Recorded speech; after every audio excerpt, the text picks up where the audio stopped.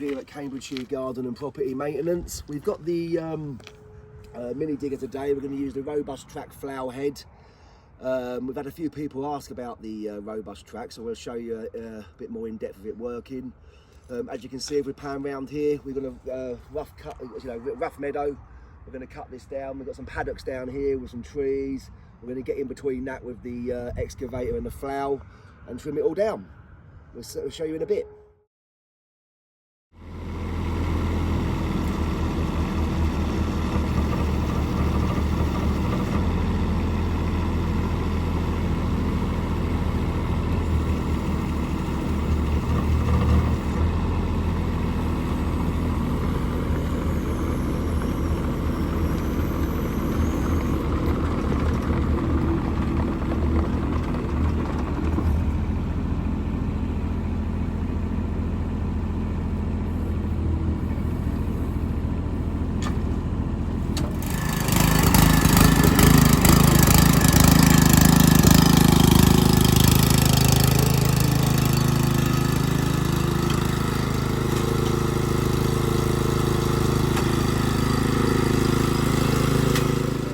The As65 rough cut mower, and we're using the 600mm flail head on the mini excavator.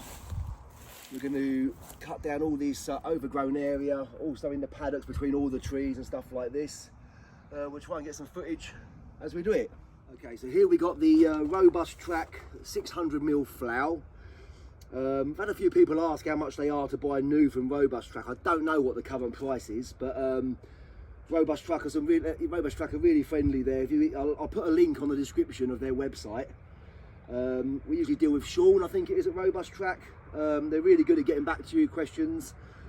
Just before we mount it on the machine, when we bought this one second hand, so we had a custom mounting bracket made that fits our the Rhinox quick hitch on our excavator. We've got two greasing points, obviously one at the end here on the bearings, one up here. We'll just give them a quick grease before we start any work.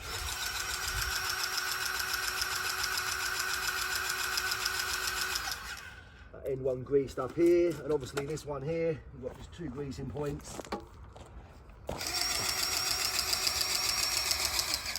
Give that a quick grease. Grease come back.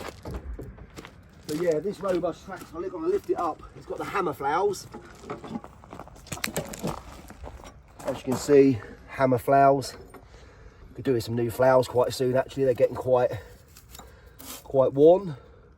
We'll show you it being loaded up onto the machine using a Rhinox quick hitch.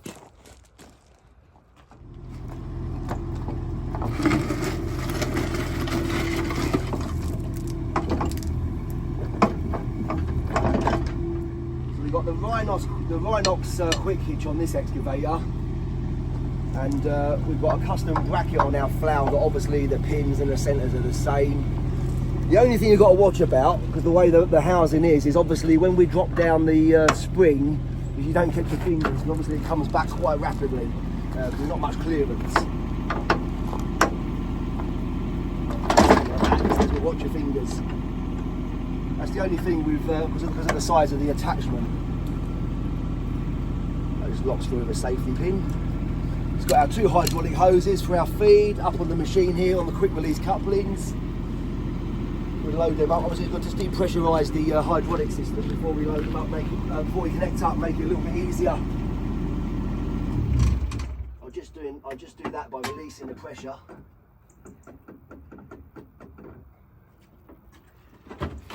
Just a little tip as well, just make sure your hydraulic quick release couplings are always clean. You don't want to get any dirt or anything in your hydraulic system, ideally.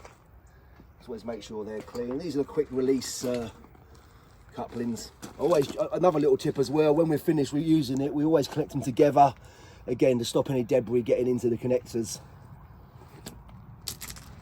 Again, before I connect them up, I'll just give them a quick wipe. As you can see, they only go one way on the machine because we've got a male and female connector. Female this side, male the other side, so they can only go one way.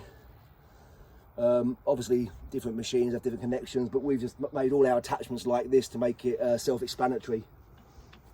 So I'm going to give them a quick wipe. these up. That should be depressurizer. First one in. Second one I'll put around the back here. That should go straight in. There we go. That's it. So that's the robust track flail all hooked up, ready to work.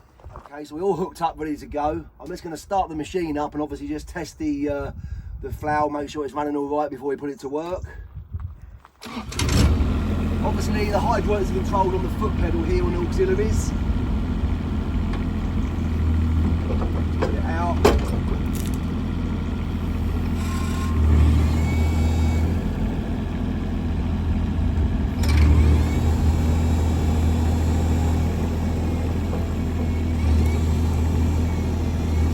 Good.